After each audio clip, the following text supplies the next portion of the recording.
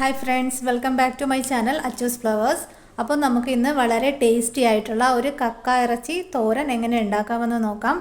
അപ്പോൾ അതിനു വേണ്ടിയിട്ടുള്ള ഇൻഗ്രീഡിയൻസ് ഞാൻ പറയാം. അതിനു മുന്നേയായി നിങ്ങൾ എൻ്റെ ചാനൽ ആദ്യമായാണ് കാണുന്നതെങ്കിൽ ലൈക്ക് ചെയ്യണം, ഷെയർ ചെയ്യണം, സബ്സ്ക്രൈബ് ചെയ്യണം, കമൻറ്റ് ചെയ്യണം. നിങ്ങൾക്ക് ഈ വീഡിയോ ഇഷ്ടമായാൽ തീർച്ചയായും ലൈക്ക് ചെയ്യണം. ഇത് കണ്ടുകൊണ്ടിരിക്കുമ്പോൾ തന്നെ ലൈക്ക് ചെയ്യുക. അപ്പോൾ ഇനി ഇതിന് ആവശ്യമായ ഇൻഗ്രീഡിയൻസ് എന്തൊക്കെയാണെന്ന് പറയാം. അപ്പോൾ ഞാനിവിടെ എടുത്തിരിക്കുന്നത് ഒരു 350 ഗ്രാമോളം കക്ക ഇറച്ചിയാണ് എടുത്തേക്കുന്നത്. അതിൻ്റെ അഴുക്കെല്ലാം കളഞ്ഞ് ക്ലീനാക്കി വെച്ചിരിക്കുന്ന കക്ക ഇറച്ചിയാണ്.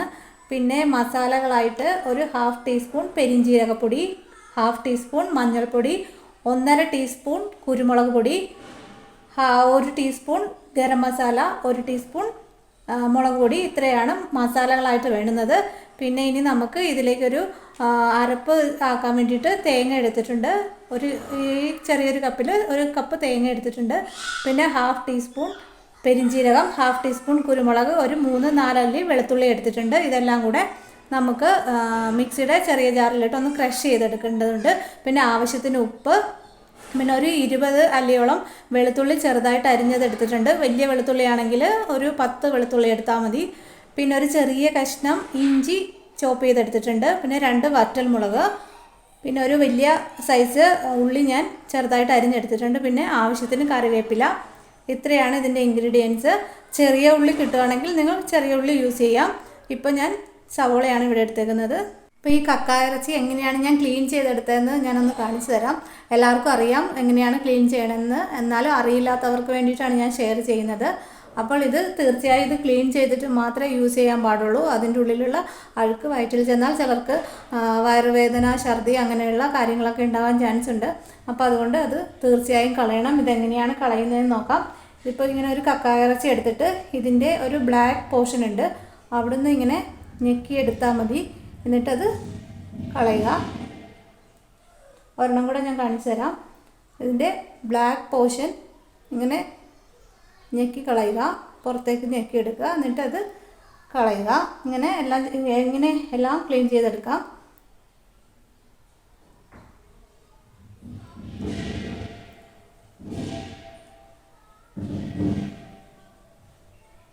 അപ്പോൾ ഇങ്ങനെയാണ് ഇത് ക്ലീൻ ചെയ്തെടുക്കേണ്ടത്. അങ്ങനെ ക്ലീൻ ചെയ്തെടുത്തിരിക്കുന്ന കക്ക ഇറച്ചിയാണത്. കക്ക ഇറച്ചിയുടെ അഴുക്കെല്ലാം കളഞ്ഞതിന് ശേഷം നന്നായി ക്ലീൻ ചെയ്തെടുക്കണം. നല്ല വെള്ളത്തിൽ നന്നായി വാഷ് ചെയ്തെടുക്കണം. അതിനുശേഷം നമുക്കൊരു കുക്കർ ഉപയോഗിച്ചിട്ടാണ് ഞാനിത് വേവിച്ചെടുക്കുന്നത്. ഇനി ഈ കക്ക ഇറച്ചി ഈ കുക്കറിലിട്ട് വേവിച്ചെടുക്കാം. അതിനായി കക്ക ഇറച്ചി ആദ്യം ഇതിലേക്ക് ഇട്ട് കൊടുക്കുക.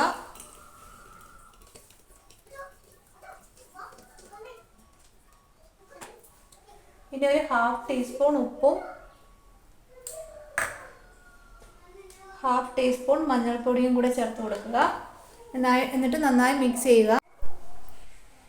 ഇതിന് നന്നായി മിക്സ് ചെയ്യുക.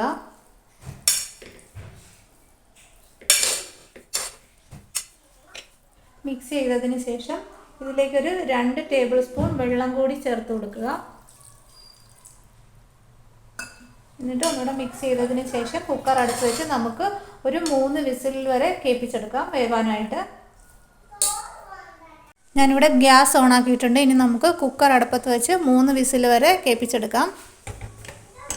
കുക്കർ അടുപ്പത്ത് വെച്ചിട്ടുണ്ട്. ഇനി ഒരു 3 വിസിൽ വരുന്നത് വരെ നമുക്ക് വെയിറ്റ് ചെയ്യാം.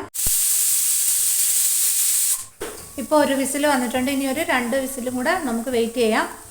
അതുവരെ തീ ഒരു മീഡിയത്തിലിട്ട് വേവിക്കുക. ഇപ്പോൾ 3 വിസിലും വന്നിട്ടുണ്ട്. ഇനി നമുക്ക് തീ ഓഫ് ചെയ്ത് കുക്കറിലെ പ്രഷർ പോകുന്നത് വരെ നമുക്ക് വെയിറ്റ് ചെയ്യാം. ഇനി വേറൊരു പാൻ അടുപ്പത്ത് വെച്ച് ചൂടാകുമ്പോഴേക്കും നമുക്കതിലേക്ക് കുറച്ച് വെളിച്ചെണ്ണ ഒഴിച്ചു കൊടുക്കാം. പാൻ ചൂടായിട്ടുണ്ട്. ഇനി നമുക്കതിലേക്ക് ഒരു 2 ടേബിൾ സ്പൂൺ വെളിച്ചെണ്ണ ഒഴിച്ചു കൊടുക്കാം. എണ്ണ ചൂടായതിന് ശേഷം ഇതിലേക്ക് നമുക്ക് ചോപ്പ് ചെയ്ത് വെച്ചിരിക്കുന്ന വെളുത്തുള്ളിയും ഇഞ്ചി ഇട്ട് കൊടുക്കാം. ഇനി ഇത് നന്നായി ഒന്ന് വഴറ്റിയെടുക്കാം. ഒരു ഇഞ്ചിയുടെയും വെളുത്തുള്ളിയുടെയും പച്ചമണം മാറുന്നവരെ ഇതൊന്ന് ഫ്രൈ ചെയ്യാം. ഇഞ്ചിയുടെ പച്ചമണം മാറിയിട്ടുണ്ട്, വെളുത്തുള്ളിയുടെയും. ഇനി നമുക്ക് ഇതിലേക്ക് 2 വറ്റൽമുളക് ചേർത്ത് കൊടുക്കാം. അതൊന്ന് ചെറുതായി ഒന്ന് ഫ്രൈ ചെയ്യുക. ഇനി ഇതിലേക്ക് കുറച്ച് കറിവേപ്പില ചേർത്ത് കൊടുക്കാം.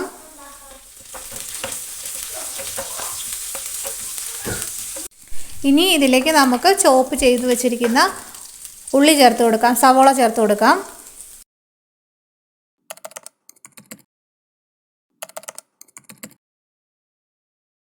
ഇനി ഇതിലേക്ക് നമുക്ക് കുറച്ച് ഉപ്പ് ചേർത്ത് കൊടുക്കാം. നന്നായി വഴറ്റുക. ഉള്ളി ഒരു ഗോൾഡൻ ബ്രൗൺ കളർ ആകുന്നത് വരെ വഴറ്റുക. ഉള്ളി ഏകദേശം ബ്രൗൺ നിറമായി വന്നിട്ടുണ്ട്. ഇനി നമുക്ക് ഇതിലേക്ക് മസാലകളെല്ലാം ചേർത്ത് കൊടുക്കാം. മുളക് പൊടി, പെരിഞ്ചീരകപ്പൊടി, ഗരം മസാല, കുരുമുളക് പൊടി, മഞ്ഞൾപ്പൊടി ഇതെല്ലാം ചേർത്ത് കൊടുക്കാം.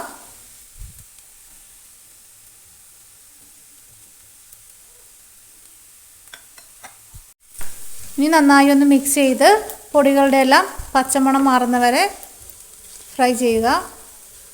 ചെറിയ തീയിലിട്ട് വേണം ഫ്രൈ ചെയ്യാൻ, അല്ലെങ്കിൽ മുളക് പൊടിയെല്ലാം വേഗം കരിഞ്ഞു പോവും. അപ്പം നന്നായി ഫ്രൈ ചെയ്യുക. ഇപ്പോൾ പൊടികളുടെ പച്ചമണമെല്ലാം മാറിയിട്ടുണ്ട്. ഇനി നമുക്ക് ഇതിലേക്ക് നമ്മുടെ തേങ്ങ ചേർത്ത് കൊടുക്കാം. പെരിഞ്ചീരകവും കുരുമുളകും വെളുത്തുള്ളിയും ചേർത്ത് ക്രഷ് ചെയ്ത് വെച്ചിരുന്ന തേങ്ങ ഒന്ന് ഇതിലേക്ക് ചേർത്ത് കൊടുക്കാം. നന്നായി മിക്സ് ചെയ്യുക.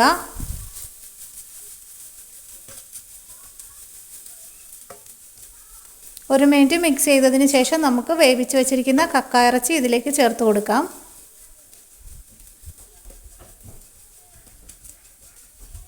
ഇനി നമുക്ക് വേവിച്ച് വെച്ചിരിക്കുന്ന കക്ക ഇറച്ചി ഇതിലേക്ക് ചേർത്ത് കൊടുക്കാം.